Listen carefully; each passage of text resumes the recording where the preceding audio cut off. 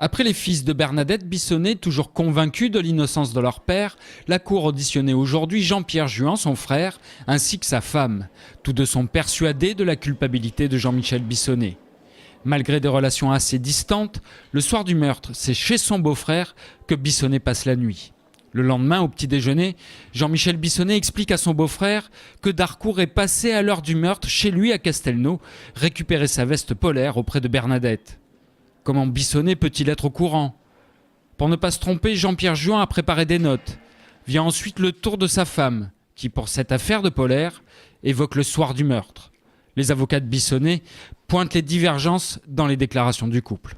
Il y a deux possibilités, moi je veux rester très objectif.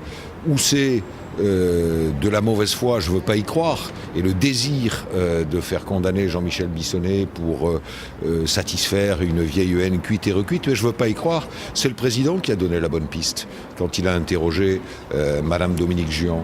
Il est là, vous savez qu'il existe ce qu'on appelle des souvenirs reconstitués. Ben, je crois qu'on en est au stade des souvenirs reconstitués et qu'à force de gamberger sur une affaire, on arrive à dire des choses qui ne correspondent pas à la réalité.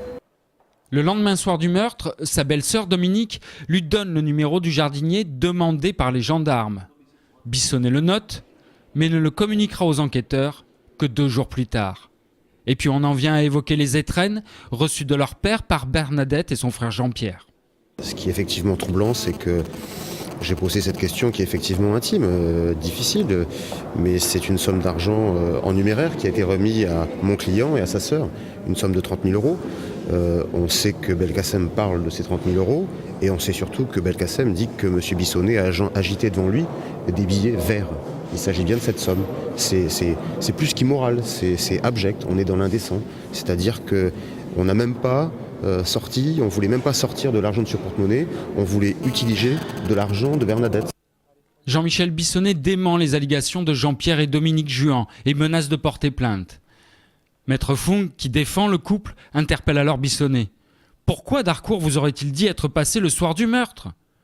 C'est un problème que je me suis toujours posé, répond Bissonnay surpris. Moi aussi, répond l'avocat.